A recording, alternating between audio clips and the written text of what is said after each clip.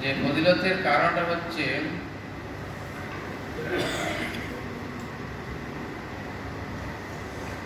আল্লাহ তাবারক ওয়া তাআলা এই দিন নবীজি বলতেছেন যে এই দিন আল্লাহ রাব্বুল আলামিন আদম আলাইহিস সালামকে সৃষ্টি করেছেন।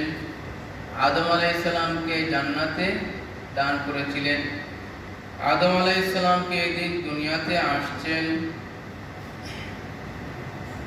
এই দিন আল্লাহ তাবারক ওয়া তাআলা আরশ সৃষ্টি করেছেন, লৌহে মাহফুজ সৃষ্টি করেছেন, কলম সৃষ্টি করেছেন, অন্যান্য ফেরেশতা জিবরাইল অন্যান্য ফেরেশতাগণ সৃষ্টি করেছেন। তারপরে আরো অনেক রয়েছে। তো নবীজি বলতেছে যে আদম আলাইহিস সালাম দুনিয়া আসমান জমিন সৃষ্টি করেছেন, অন্যান্য চন্দ্র সূর্য অন্যান্য নক্ষত্র আদি সৃষ্টি করেছেন।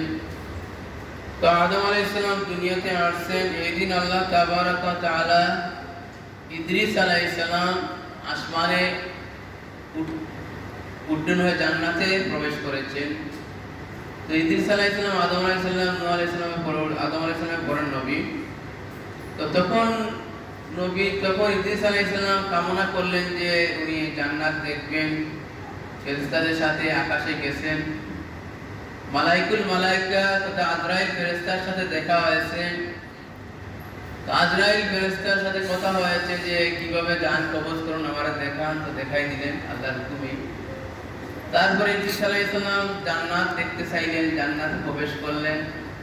জান্নাত দেখার পরে ইদ্রিস আলাইহিস সালাম আর আসতে চাইলেন না, আর আসলেন না। আল্লাহকে বললেন, আল্লাহ আপনি তো বলছেন মানুষ মৃত্যুবরণের পরে জান্নাতে আসবে। আমি তো মৃত্যুও করলাম, জান্নাতে চলে আসলাম। আর জান্নাতে আসলে তো এটা আপনারও কথা আছে, আর জাহান্নামে যাবে না। মানুষ খালিদিনা ফিহা আবাদা, যারা জান্নাতি হয়ে যাবে তারা চিরদিন জান্নাতেই থাকবে। ইদ্রিস আলাইহিস সালাম জান্নাতে থেকেই গেলেন। তো এদিন আল্লাহ তাবারক ওয়া তাআলা ইব্রাহিম আলাইহিস সালামকে নমরুদের অগ্নিকুণ্ড থেকে মুক্তি দান করেছিলেন। নমরুদের অগ্নিকুণ্ডে 40 দিন ছিলেন, আগুন তাকে স্পর্শ করলো না। আল্লাহ আগুনের মধ্যে কি করলেন? জান্নাতি নিয়ামত দান করলেন। এটা অনেকদিন আলোচনা হয়েছে। তারপরে আশুরা আরো যে ঘটনা ঘটেছে, এদিন আল্লাহ তাবারক ওয়া তাআলা মুসা আলাইহিস সালামকে নীল নদ পার করে দিলেন। ফেরাউন এবং তার দলবলকে ডুবিয়ে মারলেন। মুসা আলাইহিস সালাম ছিলেন বনি ইসরাইল সম্প্রদায়। আর ফেরাউনকে তো মুসা আলাইহিস সালাম অনেক দাওয়াত দিলেন, ফেরাউন তারা মানল না। মুসা আলাইহিস সালাম ফেরাউনকে যারা অনুসরণ করত তারা ছিল কিপ্তি ছিল। তো কিপ্তি এক ব্যক্তির সাথে একদিন কথা কাটাকাটি হয়ে মুসা আলাইহিস সালাম, আল্লাহর নবী তো জালালি এক নবী ছিলেন, কিপ্তি সম্প্রদায়ের লোককে থাপ্পড় মারছিলেন, লোকটা মারা গেছে। এই কারণে মুসা আলাইহিস সালাম ফেরাউনের রাজ ছেড়ে হিজরত করলেন। পরে আল্লাহ নির্দেশ দিলেন যে কি করো, ফেরাউনকে দ্বীনের দাওয়াত দাও। দ্বীনের দাওয়াতে আসলেন, অনেক মুজিজা দেখালেন। মুসা আলাইহিস সালামকে আল্লাহ মুজিজা দান করেছিলেন। তার হাতের লাঠি ছাড়লে বিরাট অজগর সাপ হয়ে যেত। তার হাত বগলের নিচে রাখলে শুভ্র সাদা হয়ে যেত, আগুনের মতো হয়ে যেত। তো শেষ পর্যন্ত যখন ফেরাউন মানল না, ফেরাউন মানবে না মুসা আলাইহিস সালামকে, সেই হত্যার প্রতিশোধ দিবে। মুসা আলাইহিস সালাম হত্যার পরিকল্পনা করতেছে। মুসা আলাইহিস সালাম তার বংশধর বনি ইসরাইলদেরকে নিয়ে, তারা 12টা পুত্র ছিল, নিয়ে রাতের অন্ধকারে চলে যাচ্ছেন ফেরাউনের রাজত্ব ছেড়ে। তো ফেরাউন তার সৈন্য সামন্তরা বুঝতে পেরে তারা পিছু দেওয়া করলো, 1 লক্ষ সৈন্য নিয়ে পিছু দেওয়া করলো এবং নীল নদ পর্যন্ত চলে আসলো।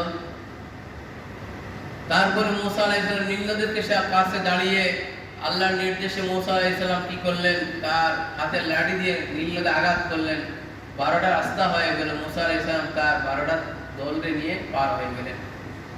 এদিকে ফেরাউন এবং তার দলবল নিয়ে যখন পিছনে এসে, ফেরাউন জানে বুঝে যে ইনি আল্লাহর নবী, উনি সত্য নবী মুসা, এটা সে জানে বুঝে, কিন্তু মানতে পারলো না। তো সে নদীর পাড়ে এসে দাঁড়াইলো যে আমার মুসা আলাইহিস সালামের জন্য এটা আল্লাহ করে দিতে, আমার জন্য না। এটা সে পরিষ্কারভাবে বুঝছে। সে দাঁড়িয়ে গেছে নদীর পাড়ে আসিয়া, রাস্তা আছে কিন্তু পার হচ্ছে না। তখন আল্লাহ জিবরিল আলাইহিস সালামকে বললেন, জিবরাইল ফেরাউনের ঘোড়ার সামনে দিয়ে একটা মহিলা ঘোড়া নিয়ে যাও, তাহলে ঘোড়ার অভ্যাস বা কাছিলত হলো মহিলা ঘোড়া দেখলে সে দৌড় দিবে। তখন জিবরিল আলাইহিস সালাম একটা মহিলা ঘোড়া নিয়ে ফেরাউনের ঘোড়ার সামনে দিয়ে দৌড় দিচ্ছেন, এদিকে ফেরাউনের ঘোড়াও নির্দেশ ছাড়াই। এবং নদীর যেহেতু ফেরাউন ছিল দলের প্রধান ছিল, ফেরাউন যখন দলের মাঝখানে নদীর মাঝখানে দৌড়ে চলে যাচ্ছে, পিছনের সকল লোক কি করে চলে গেছে। নদীর মাঝখানে যখন গেল তখন কি করলেন আল্লাহ, দুদিকের পানি একত্র করে তাদেরকে একবারে সলিল সমাধি ডুবিয়ে মারলেন। তখন ফেরাউন বলতেছে রাব্বি মুসা ওয়া হারুন, আল্লাহ আমি মুসা এবং হারুনের নবীর রবের উপর আমি ঈমান আনলাম। তার আগে তো আল্লাহ তাবারাক ওয়া তাআলা ফেরাউনকে বহু উপদেশ দিয়েছিলেন। ফেরাউন সে পাহাড়ে গিয়ে আল্লাহর কাছে দোয়া করতো, আল্লাহ নীল নদের পানি দ্বারা ভরপুর করে দাও, পরে প্রয়োজনে আমার নীল নদে ডুবাইয়া মারি দিও, কথা বলছিল। তো একদিন জিবরিল আলাইহিস সালাম এসে বললেন যে শোনো, আল্লাহ তো নীল নদ ভরিয়ে দিলেন, যে গোলাম তার মুনিব যে গোলামকে তার চাহিদা যা আছে চাইলেও দেন না চাইলেও সব পরিপূর্ণ করে দেন, সেই গোলাম যদি কি করে মুনিবের আনুগত্য করে না, তার কি উচিত? সে বলল ওই নীল নদে তারে পালাইয়া মারি দেওয়া। যখন সে নীল নদে ডুবে মরে যাচ্ছে তখন সে বলতেছে, আল্লাহ আমি ঈমান এনেছি, আরো সেটা ভাবতেছে আল্লাহ এইভাবে ডুবাইয়া মারা এটা কি তোমার জন্য উচিত হলো? তখন জিবরিল আলাইহিস সালাম তার লেখা দেখাই দেন, লেখা স্বাক্ষরও নিছেন, তুমিই বলেছিলে তোমার বিচার এইভাবে হওয়া উচিত। তো আমার আলোচনা হলো যে